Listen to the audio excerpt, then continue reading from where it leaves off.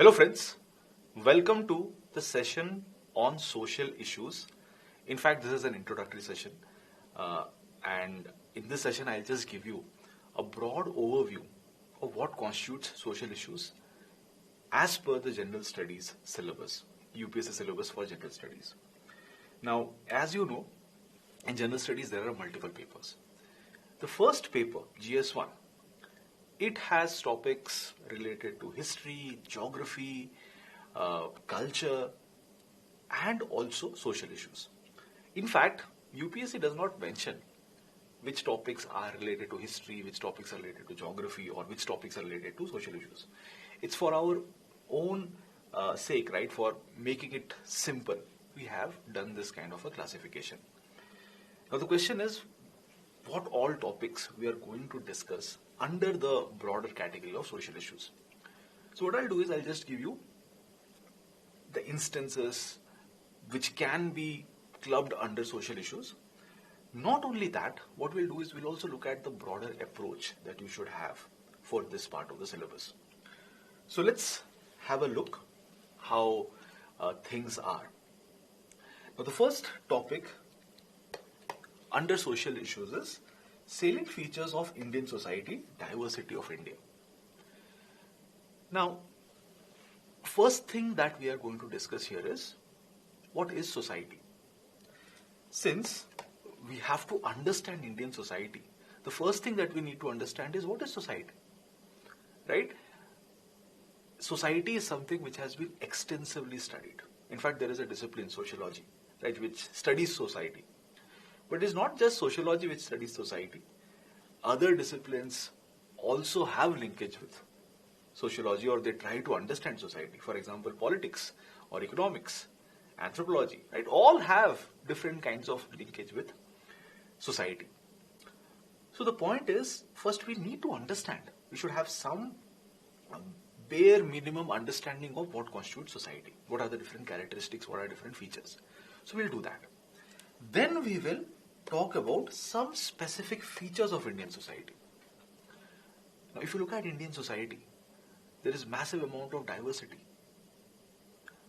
People speak different languages, people again have different kinds of culture. We have something called as the caste system. There are so many tribal communities in India. People not only speak different languages, they also have different kinds of food practices and other things. So, India has massive amount of diversity. What are these elements?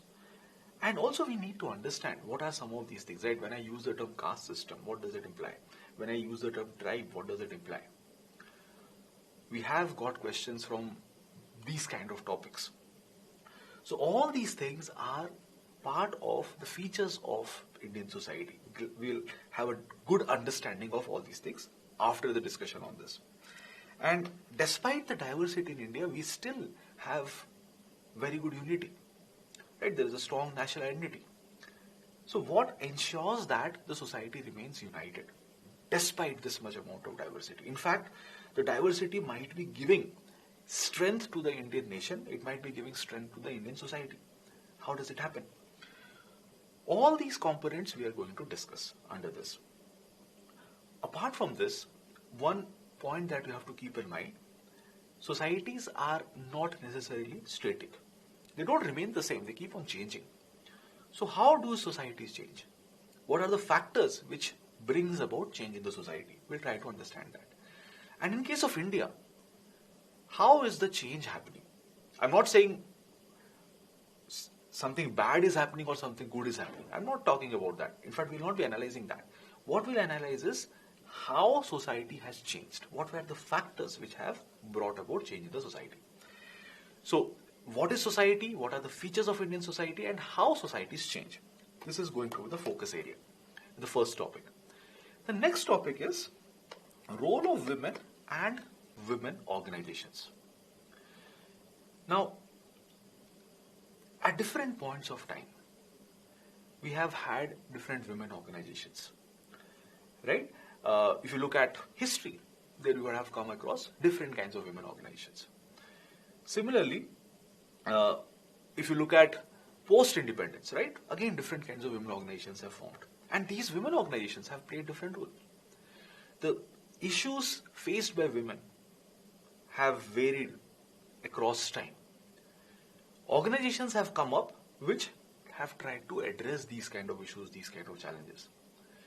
Right? So there is some form of relation here as well. So what we will do is we'll try to analyze what have been the different kinds of women organizations, what kind of roles they have played, and how effective they have been, how successful they have been in addressing the issues, challenges that women have faced. So that is going to be the second topic. But keep in mind one thing, this topic also has massive overlap with another topic in General Studies paper 2. In General Studies there is one topic, mechanisms for different vulnerable sections. So under that we study women, we study how women are vulnerable in society, both in the domestic sphere as well as in the or in the professional sphere as well. So there also we discuss about different ways by which women's situation can be improved, the different kind of challenges that women face, how can it be addressed.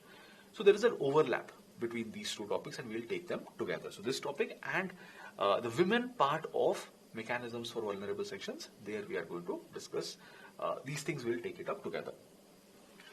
Now moving to the next topic, population and associated issues. So India has a huge population. India is the second most populous country, and in future India will be overtaking China. In fact, for the larger part of 21st century, India will be the most populous country world over. This is what different estimates point out. These are the different projections. These are all based on different projections. Now the thing is, if we have a huge population, there can be different kind of challenges. Also, it is important to understand how population changes over a period of time. Right? At this point of time, yes, we are the second most populous country, and in future, yes, we will be the most populous country. But it's not that our population growth rates have been always increasing. In fact, our population growth rates have been gradually stabilizing. In 1980s, whatever was the population rate, in 1990s the population growth rate was less. In 2000s the population growth rate was even less. Why is this the case? In fact, if you look at the recent data, National Family Health Survey data, the fertility rates have gone down. Many states in India, they have their fertility rate is below the replacement levels. So in future, the challenges that we have been facing because of maybe population explosion and other things, right? Not at this point of time, maybe we are not having population explosion, but in 1970s and 80s, that those fears were there. Those kind of fears might not be there at this point of time. So how did this transition happen? How effective we have been in bringing about these transitions? In future, what kind of challenges we might face? So all those things we are going to see here. What has been the underlying formula behind our population policies? All those things we are going to take up. Also, if we are not able to stabilize our population, what can be some of the issues? So this is what we are going to take up. The next topic will be poverty. Now, poverty is something which can mean different things, right? How do you define something like poverty? Poverty can be a felt experience. But if we have to tackle poverty, we need to have some objective criteria to understand, measure poverty. So what is that? How has India tried to measure poverty at different points of time? How do other countries measure poverty? So, understanding poverty becomes very important. We know that we should not have people under poverty. We need to ensure that people should become more affluent. But to do this, first of all, we should all have a common understanding of what constitutes poverty. Right? So we'll try to do that. We'll try to understand the different dimensions of poverty. We'll try to understand what causes poverty. We'll try to understand what can be done to address poverty. And also we will evaluate what has been our performance till now, in which direction we have been heading and in which direction we are most likely to head. The next topic, urbanization. As we are discussing this, right, many of you will be in urban areas.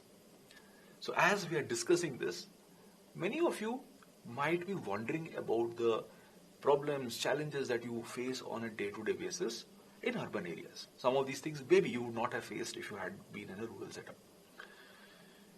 Now, what are these problems? What are these challenges in urban areas? We need to have some understanding of that. But what is even more fundamental is understanding what is urban. How do you define what is urban? What is the difference between an urban area and a rural area? What is the phenomenon of urbanization? Right? Does it imply people moving to the cities, or does it imply cities becoming larger? How has this shaped up in the Indian context? In fact, how does India fare in terms of urbanization? Do we have a large urban population or do we have a small urban population? And what is the linkage between urbanization and development? If we want the economy to do well, if we want the society to do well, should we have more urbanization or less urbanization? These kind of questions you might have had. We'll try to answer these questions. And also, most of the urban areas in India, they face massive issues. Some places there is massive amount of traffic congestion. It's not easy to move from one place to another, Bangalore being a classic example of that. Some places in India, they have huge problems because of air pollution or different other forms of pollution. Right? Maybe some of you are from Delhi, you can relate with this. So, different urban areas in India, they face all these challenges. And in case, in future, we are going to have more urban areas, the problems might also increase. What do we need to do about it? We'll also look at some of the solutions by which we can mitigate for some of these possible problems that might emerge in future. So urbanization, problems and remedies, that is what we are going to talk about. The next topic, globalization. Effects of globalization on Indian society. This term globalization, again, is something which is very frequently used. Right? Every now and then. So if you look at the business section of newspapers or the economy section of newspaper, you will come across this term. If you are studying international relations, right, there also you will come across this term. And many times, whenever there is any discussion about jobs or skill development, all these things, there also will come across this term globalization. And in fact, when you talk about culture, there also the term globalization comes up. The point that I want to make here is globalization has massive impact on multiple dimensions. So how is this happening? Or how has globalization impacted so many dimensions? In fact, the most fundamental thing, what is globalization and how does it shape up? And how does it shape the different sectors? So we'll try to look at that. We'll understand what is globalization. We'll try to find out what are the features of globalization, how the pace of globalization has changed over a period of time. Also, how globalization has impacted our culture, how it has impacted our society, the different components of society, how does it impact the economy. And in recent times, there have been different questions raised about the process of globalization. In fact, if you look at some international events or processes in recent times, right, it seems as if globalization is being questioned, or there are different kinds of attempts to stop the process of globalization, or there is a backlash towards globalization. For example, Brexit, or the different kinds of trade wars between US, China and other countries. They all kind of give an idea or the hint that maybe the way globalization used to happen, greater interaction between countries, it might not happen in future maybe, or it might get impacted. So we'll understand those processes as well. The next topic, the last one, communalism, regionalism, secularism, all these things are together. In the syllabus, but we'll take it up one by one.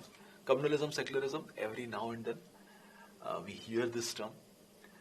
Every day or every second day the news debate is related to something related to communalism or secularism.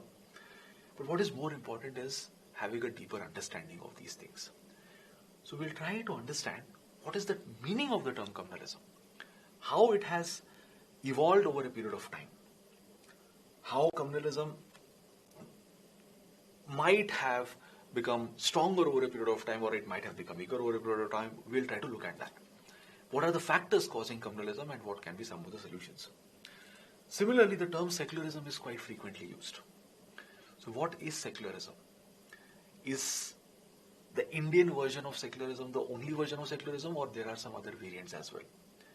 How does secularism stand in the present context? What are some of the threats to secularism? So all these things we are going to discuss. And another topic, regionalism. So again, this term regionalism you might have definitely heard of. Many times you might have used it also. Why are some people exhibiting this regional behavior? Why can't they just accept whatever is being imposed on them or whatever is being asked from them? So the term regionalism is again a very common word, but it can mean different things. In the international arena, it means something. In the domestic arena, it means something. And again, within the domestic context, it can have multiple meanings. Sometimes regionalism can mean demand for creation of a separate state. Sometimes regionalism can mean demand for greater administrative powers. Not necessarily you need to create a separate state. Sometimes regionalism can mean opposing a kind of culture that is being imposed on you, an alien culture that is being imposed on you maybe. Sometimes regionalism can also imply demand for separating out of the Indian Union. Those things have also happened. So regionalism can mean different things in different contexts. There have been different kinds of regional movements in India. The results have been different. So we'll try to understand the factors leading to emergence of regionalism, what can be done to address these kind of regional sentiments. And also, we look at both the sides. There can be some positive aspects to regionalism, there can be negative aspects to regionalism, and we'll try to evaluate that. So these are the topics in General Studies Paper 1 that we are going to take up under the broader topic of social issues. Now you might have a question. How important is this part of the syllabus? What are some of the things that we possibly need to take into consideration when we are studying social issues? The first thing, see, most of the topics that you saw right now, they all seem very relatable, right? Population, poverty, regionalism, secularism, communalism, globalization, urbanization. You have, at some point of time, you have heard of it. And yeah, I mean, since we are all discussing social issues and we are all part of society, many of the things in society you are already aware of. So these topics are very relatable, which means that it will be easy for you to understand these topics. But there is a caveat here. Since these topics are very relatable, many times what happens, people, or some of the candidates, right, they will ignore it, right? Why do we need to study it? We already know about it. We are anyway part of the society, right? We're all social animals. But the thing is, many times our idea about these topics is based on commonsensical notions. And commonsensical notions might not necessarily be correct. Right? So the point here is, you should try to understand this topic. You should focus on data, empirical evidence. Your understanding of the topic should not be based on common sense, things that you just hear around you. There is enough academic literature on society. And many times what happens is, what you think and what the reality is, there is a massive variation. Many things might be counterintuitive. Right? So, don't think that all these things are very easy. All these things are as per what we have heard. Many times you will find there is massive variation. So don't ignore this part of the syllabus. Don't keep this part of the syllabus for the later or the last stage just before the mains I will study and I will be able to get marks. It might not help you. Second thing is, you might have some knowledge about some of these topics, right? Because you will be reading or you would have come across these things. But what happens is, many times we might have just one perspective. We need to have multiple perspectives. As civil services aspirant and as future civil servants, we need to have a holistic understanding of topics. Anything, there can be multiple perspectives. Look at all these perspectives. Then only you can decide, right? Then only you can take different kind of decisions. Then only your answers will also reflect your understanding, right? So, and in most of the topics, we'll do that, right? For example, if I'm talking about population, we'll look at multiple areas. There are some researchers who will say population growth is a good thing. There are some researchers who will say population growth is a bad thing. We look at both these things. There will be, when we study regionalism, right? Again, there are some good elements of regionalism, but at the same time, there are negative elements of regionalism. We have to look at both these things, both the sides. So, ensure that you are not missing out on multiple perspectives. The third thing that I want to point out here, social issues, part of GS1, one question typically people have is, how many questions we are going to get? And is it relevant for prelims? When it comes to prelims, not much significant, because most of these things that we are discussing, they are mostly for mains examination. Sometimes you might discuss some policies, some schemes. Those schemes might be relevant from the prelims perspective, right? Let's say you are discussing poverty. In poverty, for poverty alleviation, there might be different government policies. So these things can be asked in general studies prelims paper, but not much important from prelims perspective. But when it comes to mains exam, this part is extremely important. Two reasons why it is important. If you look at the GS1 paper, typically you will have around 5 to 7 questions from this part. So if you are having total 20 questions, a huge part, right, somewhere between 25% to almost 30-33% will be from this part of the syllabus. So 5 to 7 questions out of 20. So this is general studies paper 1. Second area where it is important is essay.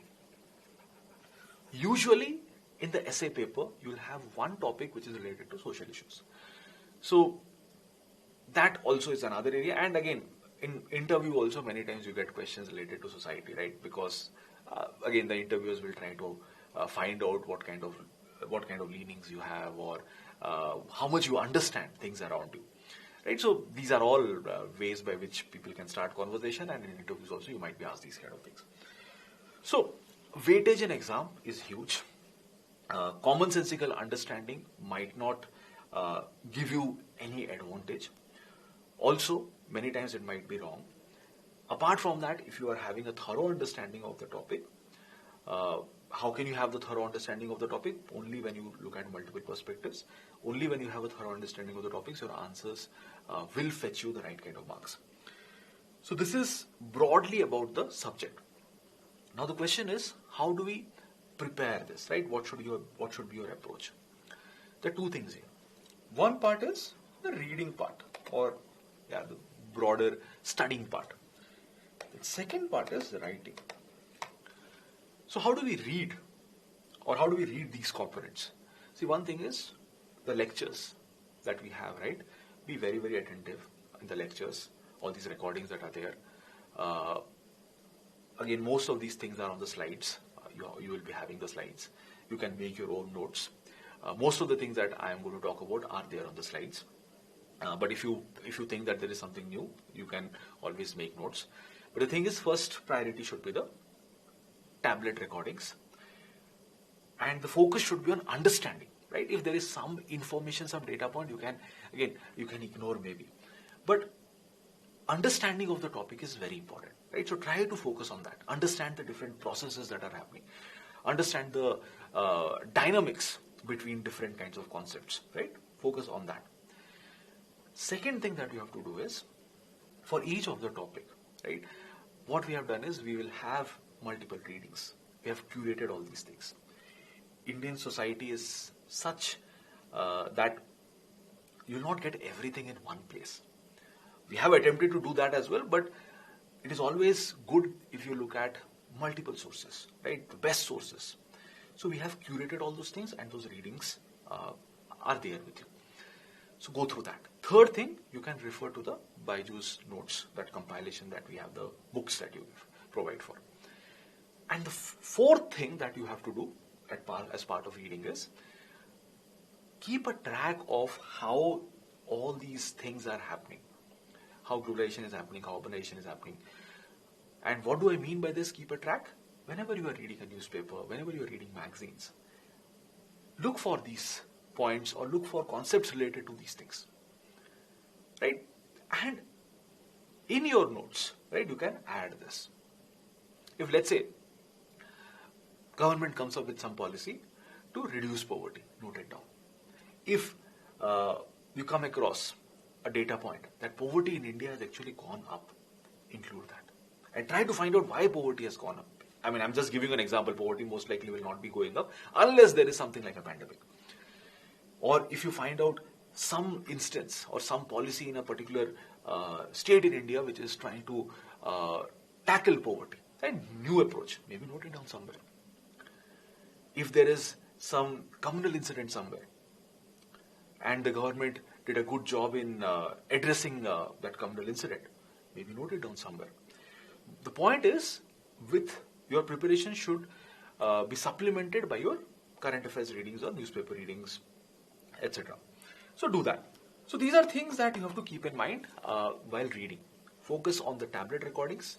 Second thing is all the curated readings that are there, right? You should go through it. Then the Byju's book. And fourth thing is newspaper magazines.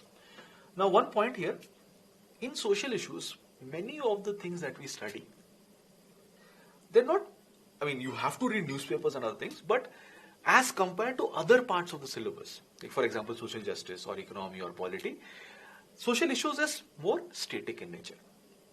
In the sense that we are discussing about different processes. And when you discuss about processes, you discuss about broader trends which have been going on for centuries and decades. Right? So, more importance is given in this part to the static portion rather than the dynamic portion. But that does not mean that if something is there in the news related to some of these topics, you will ignore. Now, reading will ensure that 60% of the preparation is done. Then what about the remaining 40%? It will be through writing. This part of the syllabus requires a lot of writing. Most of the things that we are going to discuss, they will be conceptual, they will be analytical. Information-based things will be less. So when you have questions, the questions will also be like that. It will be more analytical, conceptual. What are the different trends? Why we are not able to address poverty? What is causing poverty? What is the linkage between poverty and population? What is the situation of middle class women in urban areas? How is globalization impacting elderly people? These are all analytical things. These are not information-based things. So, for analytical things, if you have to write good answers in your exam, you have to be prepared beforehand. If you have if you are having information-based questions, even without preparation, you can go and write answers. But analysis-based answers, all these requires skills. And you cannot acquire the skills overnight. It's not that exam is there tomorrow and overnight you will become a skilled person when it comes to analytical writing. So you have to practice answer writing. So this is something which is very, very important. 40% of the preparation will be through this. How do you do it? For each topic that we are going to cover, we'll have some questions at the end. We'll have questions from previous years, in some cases, some questions that we have created, we'll be sharing it with you. So answer those questions for sure. Apart from that, try to frame your own questions. Try to join different test series, right? When you're joining these test series, you'll again come across a question bank, so as to say. Answer those things. So write as many answers as possible. That way, your preparation will be top-notch.